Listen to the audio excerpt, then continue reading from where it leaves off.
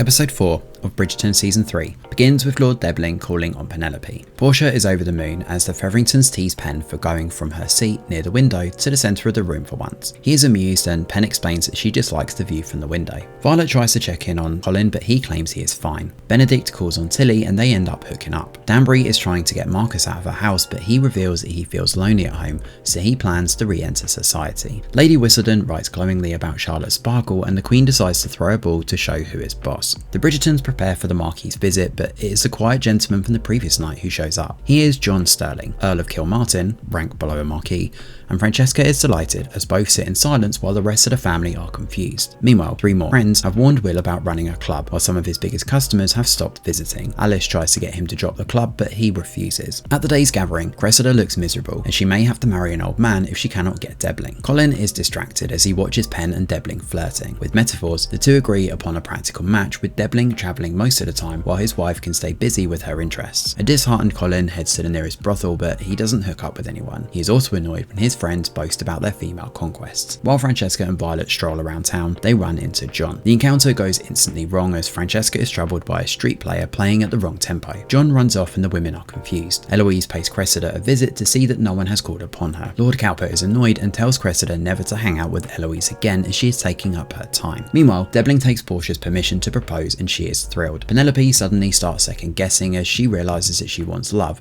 which may not be possible with Debling travelling all the time. Portia tells her it is the best she can get and to simply say yes. That night, Colin refuses to go to the ball and sulks when Violet lets slip that rumour has it Debling will propose to Pen. She appreciates his sensitivity and how he puts others first, but tells him to think about himself for once. The ball begins with a romantic ballet and that has hearts fluttering. Danbury keeps Alice company but warns her that Charlotte won't like Will working at the club. Marcus approaches Violet and they talk about their late spouses. He is amused to learn that Danbury is a matchmaker and is also envious that he never had a love match like Violet's. The play gives way to a dance and Debling dances with Pen while the Marquis dances with Francesca. Tilly and Benedict continue to banter while Cressida finds Eloise. She apologises to her father and is truly impressed that Eloise doesn't care about what people think of her. Marcus tries to get Danbury to matchmake for him but she wants him away from the ton because of his womanising ways. While the Marquis is getting a drink, John arrives and gives Francesca something. He apologises that he is not good with words but is confident in his gesture. Charlotte is irked by the turn of events as Francesca brushes the Marquis aside. At home, Violet sees Francesca playing on a piano. It turns out John rearranged the music they had heard on the street to the right tempo and both women are touched. Back on the dance floor, Pen asks Debling if he can ever love and he is not sure as he is a workaholic. They're suddenly interrupted by Colin though, who realises that he likes Pen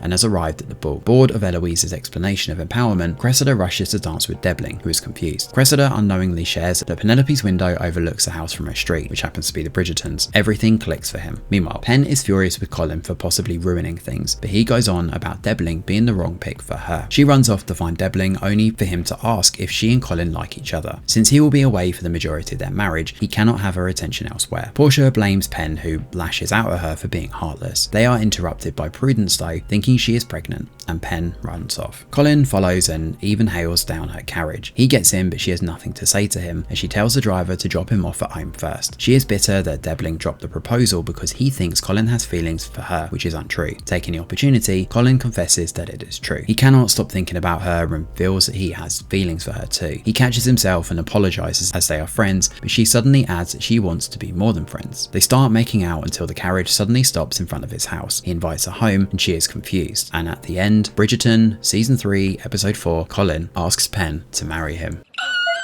And that is where part 1 comes to an end. Thanks for watching and do let us know your thoughts in the comments below. Smash a like or subscribe to the channel, your support is very much appreciated. I'm Greg Wheeler and from all of us over here at The Review Geek, we'll see you on the next video.